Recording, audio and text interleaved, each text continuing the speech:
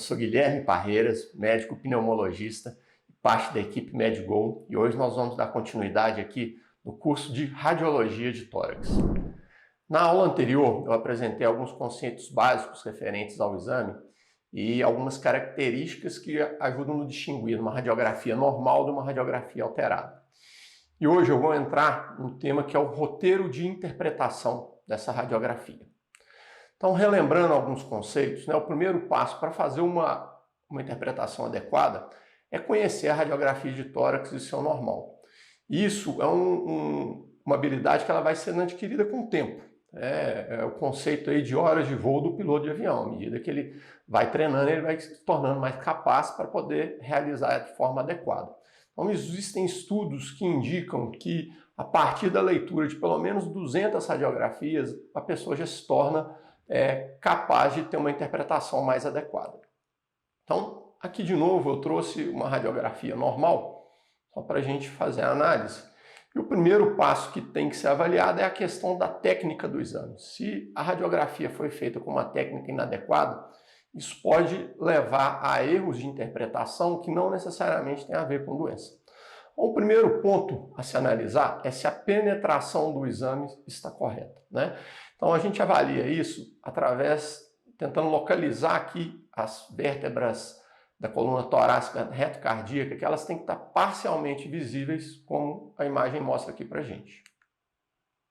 Então, dois exemplos, na verdade, o mesmo paciente com uma técnica inadequada pode atrapalhar aí na avaliação do exame. À direita, nós temos um raio-x muito penetrado, que as vértebras são totalmente visíveis, enquanto à esquerda nós temos um exame com a penetração inadequada, não é possível visualizar nenhuma das vértebras.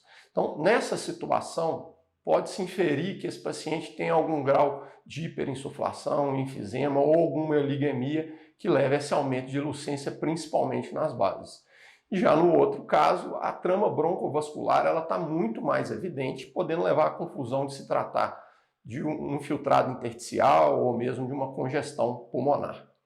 Passando para o próximo ponto, a radiografia de tórax tem que ter um grau correto de inspiração para poder fazer a avaliação. O ideal é que ela esteja entre o sexto, sétimo, oitavo espaços intercostais anteriores. Como que isso é analisado? Nós vamos pegar aqui, identificando o primeiro espaço intercostal, como essa área mais lucente, que está ao lado da primeira costela, que desce perpendicularmente à clavícula aqui no terço superior. Então, a partir dele nós vamos ter o primeiro, segundo, terceiro, quarto, quinto, sexto e o sétimo espaços intercostais. É possível fazer essa análise também pelos espaços intercostais posteriores, eles são mais facilmente visualizados na base, mas o terço superior ele é muito obscurecido por várias estruturas anatômicas aqui que dá uma imagem de soma, então identificar o primeiro espaço intercostal posterior é um pouco mais complexo, por isso que eu recomendo sempre olhar o espaço intercostal anterior. Então, aqui é um caso de uma radiografia normal, tecnicamente bem feita, e o mesmo paciente com uma inspiração ruim, vamos contar aqui os espaços, primeiro, segundo, terceiro e quarto, quer dizer, ela está pouco inspirada. Com isso, a área cardíaca dá o aspecto de estar aumentada, podendo levar a uma interpretação errada de ser uma cardiopatia com uma insuficiência cardíaca, e a trama broncovascular é muito mais evidente, podendo levar também aí a um conceito inadequado de ter um infiltrado ou de uma congestão. O próximo passo para se analisar é se essa radiografia está corretamente centralizada. Isso como é que é feito? Nós vamos pegar aqui no terço superior do raio-x de PA, ao nível da traqueia, da coluna de ar da traqueia, nós vamos identificar os processos espinhosos das vértebras e avaliar a borda das clavículas bilateralmente, que elas têm que estar equidistantes desse processo espinhoso. Então, essa outra imagem mostra isso muito bem. Às vezes um pouquinho mais, um pouquinho menos, não tem problema, ela não pode estar muito desigual. Então, nesse exemplo, a clavícula direita está bem mais distante, sugerindo que esse raio-x está rodado com o hemitórax direito de forma anterior. Com isso, esse hilo está muito mais evidente, sugerindo um empastamento, podendo levar a uma interpretação errônea de uma massa. Da mesma forma, o arco aórtico está muito mais evidente, levando a uma interpretação errônea do possível aneurisma ou dilatação da aorta ascendente.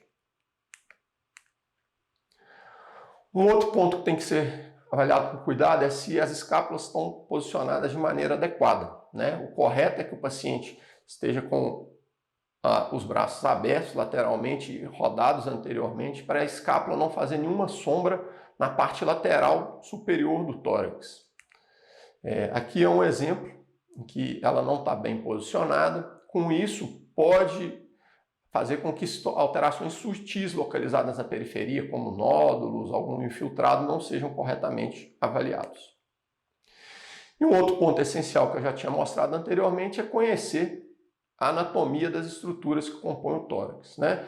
Existem estruturas que são visíveis, como todo borda cardíaca, mas outras elas não são visualizadas no raio-x normal, mas a gente tem que saber que elas estão presentes. Então, a pleura, formando os seios costofrênicos, cardiofrênicos, o seio costofrênico no ângulo agudo.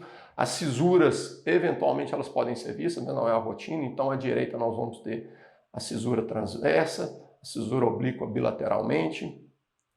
Identificar, então, a coluna de ar que compõe a traqueia. Na questão do mediastino aqui, a primeira estrutura na parte superior é o arco aórtico, depois nós temos o tronco da pulmonar e bem discreto o átrio esquerdo. Toda essa parte lateral é composta pelo ventrículo esquerdo, enquanto à direita nós vamos ter o átrio direito e a veia cava superior entrando nele. No perfil, o que é importante avaliar? Seguindo a coluna de ar, nós vamos identificar uma bola mais escura, que é o bronco do lobo superior. Ele serve como um reparo anatômico para diversas situações.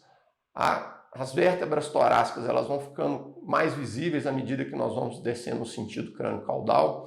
Os seios costofrênicos posteriores eles estão um pouco abaixo do anterior e também formando um ângulo reto. No contorno cardíaco, anteriormente aqui nós vamos ter o ventrículo direito e na parte posterior o átrio esquerdo e o ventrículo esquerdo.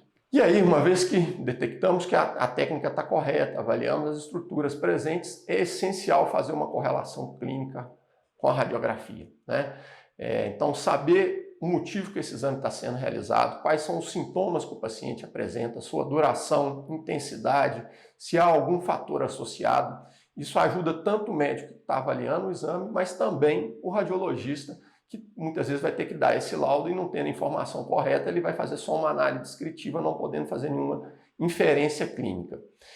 E um outro ponto que ajuda bastante é a presença de exames anteriores, né? Hoje, com a radiografia digital, esses exames podem ficar armazenados e facilmente são comparados um com o outro.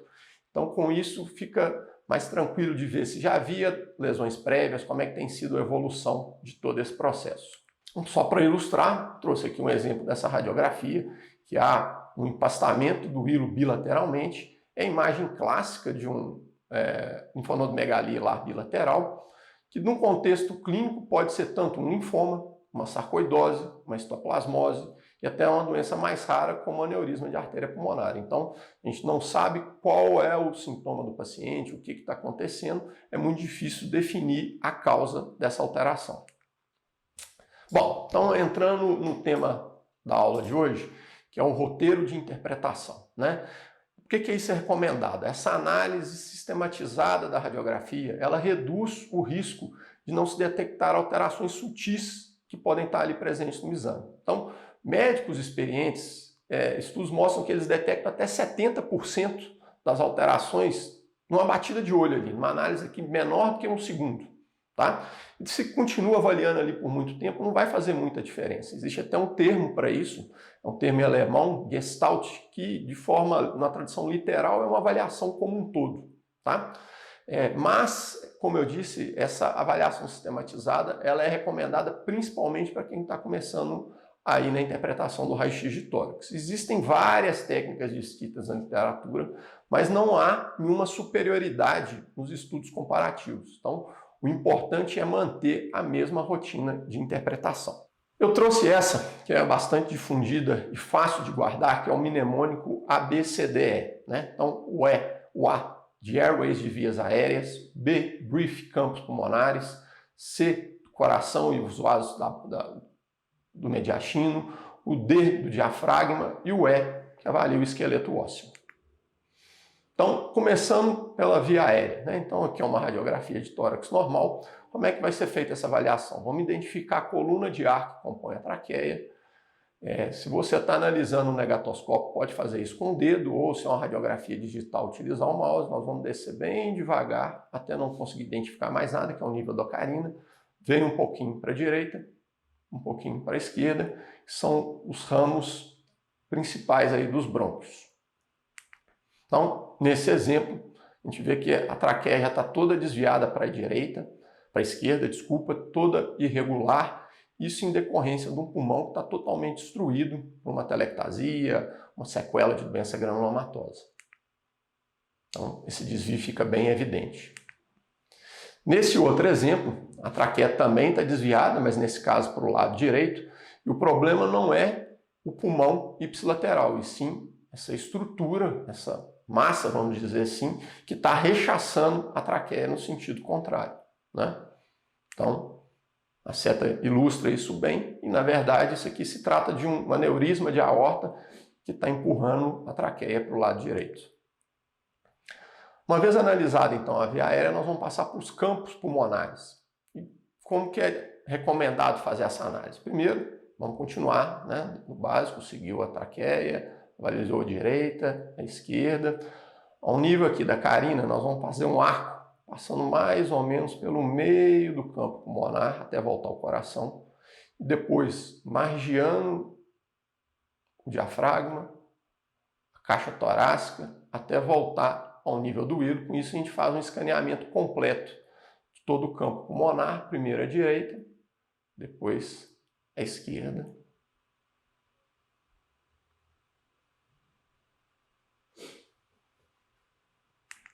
Então vamos pegar esse exemplo, né?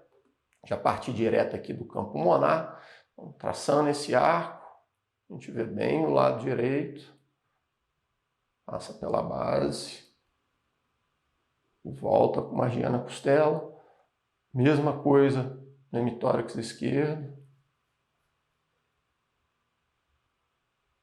O que é possível identificar aqui? Há uma massa bem visível, fácil de se detectar, que para a hilar esquerda, mas há um pequeno nódulo à direita que numa análise muito rápida pode passar despercebido. E, às vezes nós estamos frente a um câncer pulmonar já com uma lesão metastática que muda completamente a abordagem de tratamento do paciente. Aqui já é uma alteração mais evidente, né? Todo o campo pulmonar ele está alterado, um pouco mais nas bases, mas bilateralmente, por linhas aqui que se entrecruzam, formando um infiltrado reticular, típico de uma doença intersticial. Passando então para a avaliação do coração e das estruturas que compõem aí o mediastino, principalmente. Então, seguindo a traqueia, avaliando os brônquios principais, fazendo essa avaliação do campo pulmonar.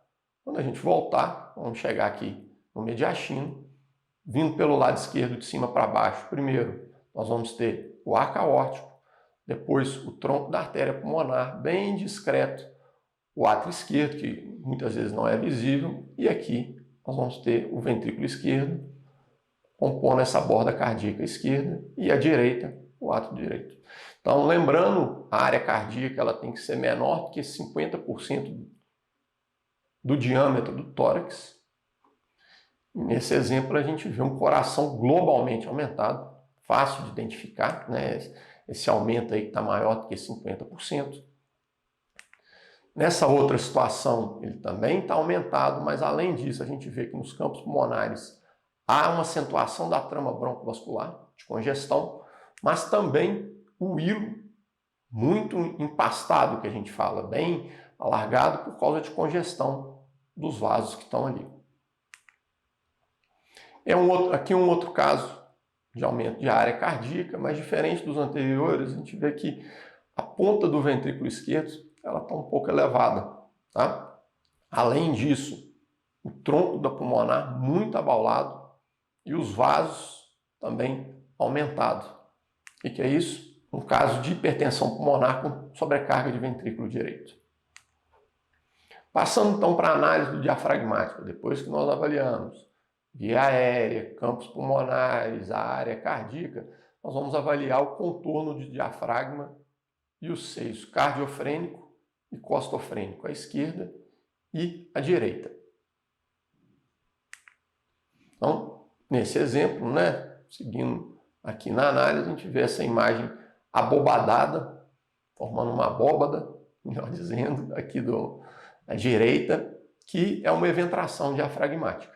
Já essa outra situação, há uma grande opacidade aqui à direita, a gente vê que a borda diafragmática está presente, formando um ângulo agudo aqui com o coração e com a costela, então não é um derrame pleural.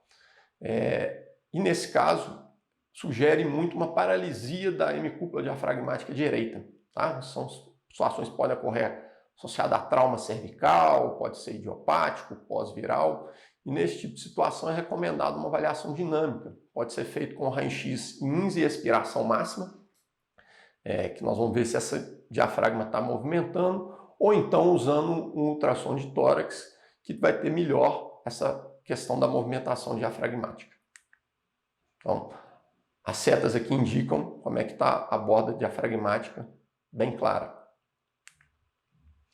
Esse é um outro exemplo, essa estrutura mais hiperlucente toda à esquerda, inclusive desviando o mediastino para o lado direito. Existem algumas linhas aqui de forma radial, partindo do centro dessa estrutura. E quando a gente analisa com calma, há essa linha arqueada que nada mais é que a borda diafragmática, está aqui em cima. Então o que é isso? É uma hérnia diafragmática, com uma presença de alça do cólon, na verdade é o cólon transverso, que está aqui com as suas austrações, empurrando então esse efeito de massa no mediastino. Por fim, na radiografia em PA, nós vamos avaliar o esqueleto. Não é incomum os pacientes procurarem atendimento médico por causa de queixa de dor, tendo trauma ou não. Então, de novo, fazer toda a avaliação do A, do B, do C, do D. Depois nós vamos avaliar as costelas. No PA, ele é muito útil para avaliar as costelas. Podemos começar na face anterior da costela e depois vendo o contorno posterior, se está íntegro, bem alinhado, se há alguma massa ou alguma estrutura nela, tanto à direita como à esquerda. Então, nessa radiografia normal não há nenhuma alteração, enquanto nesse caso, à esquerda há uma clara descontinuidade de pelo menos 3 arcos costais. Isso aqui num contexto clínico de um trauma torácico é muito sugestivo de uma fratura de costela. Muitas vezes esse paciente vai direto para o ortopedista, mas todo mundo tem que saber identificar essa situação. Mas outros casos sutis também podem ser detectados. Então, o paciente chega com a queixa de dor torácica à direita, não vemos nada no parênquima pulmonar, mas a seta deixa bem claro aqui essa massa em topografia de costela, uma situação rara, um tumor primário de costela, que é um condrosarcoma de costela. Da mesma forma, nós vamos seguir o mesmo esquema de OABCDE para a radiografia de perfil. Então, a primeira coisa que tem que ser feita na via aérea é identificar a coluna de ar da traqueia. Ela vem de forma mais oblíqua, no sentido esquerda-direita, quando a radiografia está posicionada dessa forma. Descendo, nós vamos encontrar essa área mais escura, que é o brônquio do lobo superior. Descendo mais retificado, o brônquio principal direito. Então, fazendo essa análise, nessa imagem a gente vê que a coluna de ar está rechaçada anteriormente por essa estrutura mostrada bem pela seta, que é um aneurisma de aorta. O próximo ponto é avaliar os campos pulmonares. Então, depois que fez a análise da via aérea, nós vamos voltar aqui no brônquio principal e traçar uma linha reta sentido horizontal, nós vamos chegar no espaço reto cardíaco, que é uma área importante se avaliar, e depois outra linha reta no sentido vertical para a região retrocardíaca, que pode ser fonte de algumas lesões. Então, como exemplo, que a gente nem vê muito bem a coluna de ar da traqueia, porque ela está puxada anteriormente, e nós não temos nada no espaço reto cardíaco, que é uma massa obscurecendo todo aqui o contorno cardíaco, fazendo um sinal de silhueta, que eu vou comentar em aulas mais à frente, por uma estrutura que provavelmente é uma massa de mediastina anterior. Nesse outro exemplo, a coluna de ar está bem visível, anteriormente está tranquilo, mas posteriormente nós temos essa imagem aqui, algo arredondada, com uma área hiperlucente embaixo, uma área hiperlucente em cima e uma área hiperlucente embaixo, com uma borda bem definida, que é um nível hidraérea. Essa é a imagem clássica de uma hérnia de hiato, sabe? E às vezes na radiografia de perfil, de pé, ela não é visível, e no perfil ela fica bem clara. Passando então para a análise cardíaca, então, analisamos a via aérea, os campos pulmonares, nós vamos seguir aqui no sentido posterior para anterior, vendo aqui está o ventrículo esquerdo, ele está mais posterior, anteriormente o ventrículo direito. Essa imagem mais nítida no hilo é a artéria pulmonar direita, um pouco mais acima e posterior a artéria pulmonar esquerda, elas são bem melhor visualizáveis no perfil do que no PA. E saindo da parte superior, nós vamos ter a crosta da aorta, com o arco aórtico e vendo de forma razoável até o terço aqui superior à aorta descendente. Então, nesse exemplo fica claro que essas estruturas do hilo estão bastante aumentadas, né? A borda cardíaca posterior não está tão alterada, mas aqui anterior ela está ocupando um pouco do espaço reto cardíaco, quer dizer, um aumento de átrio direito, de ventrículo direito que está anterior. Então, isso aqui é um caso de uma hipertensão pulmonar com dilatação da artéria pulmonar, não é linfonodomegalia. Saindo então, da parte superior e vendo a aorta, a gente vê aqui que ela está bem dilatada, tortuosa, inclusive empurrando anteriormente a traqueia. A coluna de ar da traqueia faz aqui um sifão por causa dessa estrutura, que é um aneurisma de aorta. Passando para o diafragma, essa radiografia normal a gente consegue identificar muito bem as duas cúpulas diafragmáticas. Então, lembrando, a cúpula diafragmática direita ela é um pouco mais alta, então essa linha compõe a cúpula diafragmática direita, e aqui a esquerda. É importante ver os seios costofrênicos posteriores, porque às vezes pequenos derrames eles são só detectados aqui, então eles não vão estar formando esse ângulo agudo na região posterior. Então, nesse exemplo, a gente detecta bem o contorno da hemicúpula direita, e aqui na hemicúpula esquerda há essa imagem abobadada, que é o exemplo que eu mostrei anteriormente. Então aqui, desculpa, é o contorno do diafragma direito, mas essa imagem abobadada anterior, que é uma eventração da hemicúpula diafragmática direita. Nesse outro exemplo, a gente detecta muito bem uma hemicúpula, mas a outra não está visível. Por que isso ocorre? Há essa opacificação aqui, essa imagem hiperdensa, está fazendo um sinal de silhueta com a hemicúpula diafragmática. Há inclusive essa linha tortuosa, que na verdade isso aqui é um derrame pleural. Com isso nós não conseguimos identificar o diafragma que está associado. Pelo exame, no perfil não dá para saber se é direita ou esquerda. Então, novamente, a borda superior do derrame e ele se insinuando dentro da cisura. E por último, nós vamos avaliar a parte óssea. Então, na radiografia de perfil, é o método, a forma ideal de se avaliar a coluna torácica. Então, o terço superior ele não é muito bem visualizado, nós temos várias estruturas, como o arco aórtico, às vezes a escápula que está aqui, então isso gera uma imagem de soma com ruído anatômico, mas a metade inferior ela fica muito bem visível, né? E quando isso não acontece, é o famoso sinal da coluna, Então, vou mostrar aqui um exemplo de uma estrutura, de uma coluna com anatomia toda alterada, uma cifose importante. Por que isso está acontecendo? Nós temos aqui na seta um encunhamento de uma vértebra e aqui em cima um achatamento completo.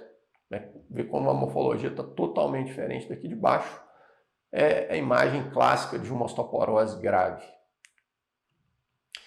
Já aqui, a princípio, a coluna está bem retinha, mas esse terço inferior ele está obscurecido por essa imagem, que a seta está apontando, que é uma telectasia de lobo inferior, então dando o sinal da coluna. Está presente. Bom, deixo aqui algumas recomendações de referência bibliográfica, quem quiser se aprofundar mais aí nos temas apresentados. Espero que tenham gostado, tenham bom proveito, bons estudos e até a próxima.